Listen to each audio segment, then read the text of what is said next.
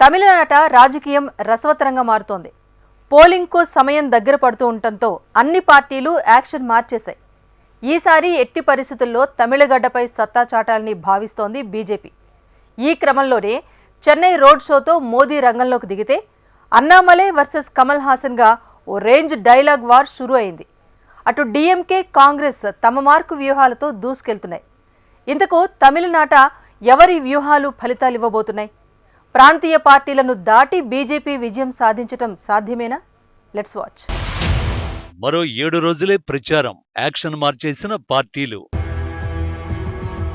తమిళగడ్డపై గత రికార్డులు చెదిరిపోవడం ఖాయమా?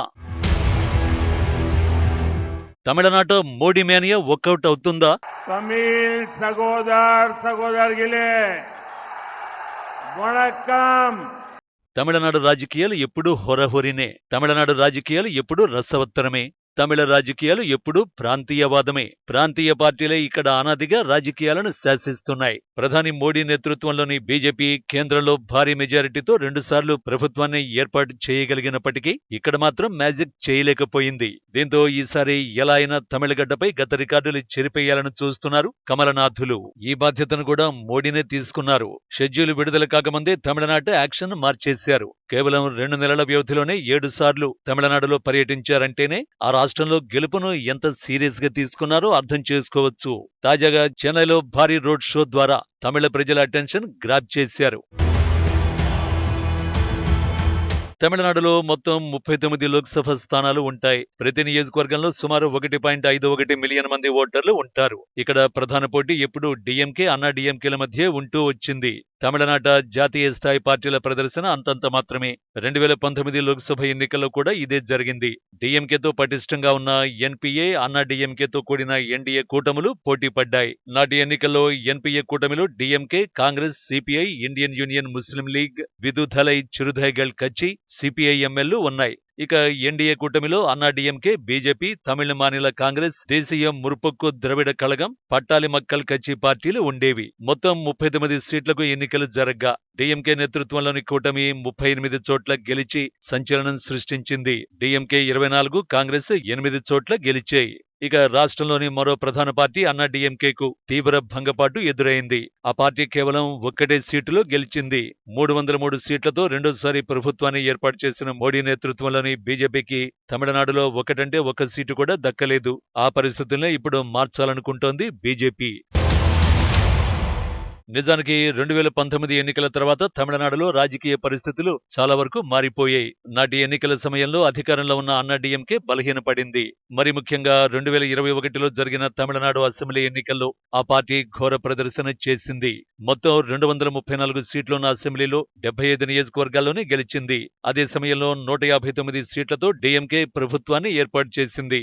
అప్పటి నుంచి స్టాలిన్ నేతృత్వంలోని డీఎంకే బలపడుతూ వచ్చింది. అన్నా డీఎంకే మాత్రం అంతర్గత విభేదాలతో ఇబ్బంది పడింది. ఇక తమిళనాడు కనిపించిన ప్రధాన మార్పు బీజేపీ కూటమికి అన్నా డీఎంకే గుడ్ బై చెప్పడం, రాష్ట్రంపై పట్టు సాధించేందుకు కమలదళం విపరీతంగా కృషి చేస్తూ ఉండడం, తమిళనాడును కేంద్రంలో చిన్నచూపు చూస్తున్నారన్న ఆరోపణలు వంటివి కొన్ని కారణాలు. కొన్ని సందర్భాల్లో బీజేపీ, అన్నా డీఎంకే నేతల మధ్య బహిరంగంగానే గొడవలు జరిగాయి. ఇక బీజేపీ రాష్ట్ర అధ్యక్షుడు దూకుడుతో నిత్యం వార్తల్లో నిలుస్తున్న అన్నామలైకి, అన్నా డీఎంకేకి మధ్య విభేదాలున్నట్టు అప్పట్లో వార్తలొచ్చాయి. మరోవైపు ప్రధాని మోడీని గద్దె దించడమే లక్ష్యంగా ఏర్పడిన విపక్ష ఇండియా కూటమికి తమిళనాడు అత్యంత కీలకంగా మారింది.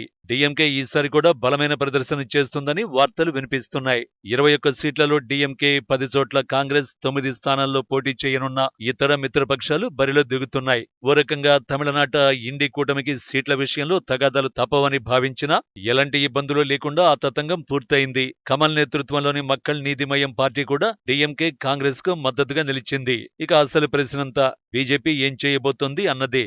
ఎందుకంటే లోక్సభలో 370 సీట్లలో గెలవాలని బీజేపీ పెట్టుకున్న టార్గెట్ గెలవాలంటే తమిళనాడులో మంచి ప్రదర్శన చేయక తప్పదు. వాస్తవానికి బీజేపీ కూడా అందుకు తగ్గట్టుగానే సిద్ధమైంది. ఇటీవల జరిగిన ఓ సర్వేలో డీఎంకే, కాంగ్రెస్ తర్వాత మంచి ఓటు షేరు దక్కించుకునే పార్టీగా బీజేపీ ఎదుగుతుందని తేలింది. బీజేపీ ఓటు షేరు అన్నా డీఎంకే కన్నా చాలా ఎక్కువగా ఉంటుందని సర్వే పేర్కొంది. కానీ సీట్ల విషయానికి వచ్చేసరికి కమలదళం ఈసారి ఖాతా తెరిచి 1 సీటు గెలుస్తుందని సర్వే అభిప్రాయపడింది. మరో సర్వే మాత్రం 39 సీట్లలో బీజేపీ 4 నుంచి 6 సీట్లు దక్కించుకుంటుందని పేర్కొంది. బీజేపీ మాత్రం ఆ లెక్క సర్వేల ఊహకు కూడా అందదంటూ చాలా కాన్ఫిడెంట్ గా ఉంది. లోక్సభ ఎన్నికల్లో బీజేపీ మంచి ప్రదర్శన చేస్తే అందుకు ఉన్న ముఖ్య ఏకైక కారణం అన్నామలై అనే చెప్పుకోవాలి. అసలు ప్రభావం చూపించలేని పార్టీని తన భుజాల మీద వేసుకుని నడిపిస్తున్నారు అన్నామలై. అధికార పార్టీతో పాటు అన్నాడీఎంకేకు కూడా సింగిల్ గానే గట్టి సవాళ్లు విసురుతున్నారు. తక్కువ సమయంలో తమిళనాడు రాజకీయాలు, తమిళనాడు బీజేపీలో కీలక నేతగా ఎదిగారు. ఆయన పోరాటాన్ని చూసిన తర్వాతే తమిళనాడు బీజేపీ క్యాడర్ కి కాస్త ఆశలు పుట్టుకొచ్చాయంటారు రాజకీయ విశ్లేషకులు. ప్రధాని మోడీ 2 నెలల వ్యవధిలో 7 సార్లు తమిళనాడు పర్యటనకు రావడం వెనుక రీజన్ అదే. ఇదే సమయంలో అన్నాడీఎంకే నుంచి వెలివేయబడిన పళనిస్వామికి మద్దతుగా నిలిచి అతడి ఓటు బ్యాంకును బీజేపీకి మళ్లించే వ్యూహం చేశారు. ఇతర చిన్న పార్టీలను కలుపుకొని ముందుకు వెళుతున్నారు. डीएमके पार्टी की पॉलिटिक्स का मुख्य आधार है डिवाइड, डिवाइड और डिवाइड। ये पार्टी देश के लोगों को भाषा के नाम पर लड़ाती है, क्षेत्र के नाम पर लड़ाती है, धर्म और जाति के नाम पर लड़ाती है। डीएमके को पता है कि जिस दिन लोग डिवाइड एंड रूल की पॉलिटिक्स समझ गए, ये डीएमके को एक वोट नहीं मिलेगा, एक वोट। इसलिए ये लोग को आपस में लड़ाते हैं। मैंने भी ठान लिया है कि डीएमके की इस दशकों पुरानी खतरनाक पॉलिटिक्स को एक्सपोज करके ही रहूंगा। మొత్తంగా ప్రచారానికి మరో వారం రోజులే గడువు ఉండడంతో తమిళనాడు రాజకీయం రసకందాయంలో పడింది. మరి ఈసారైనా తమిళనాడులో మోడీ మేనియా రిజల్ట్ ఇస్తుందేమో చూడాలి.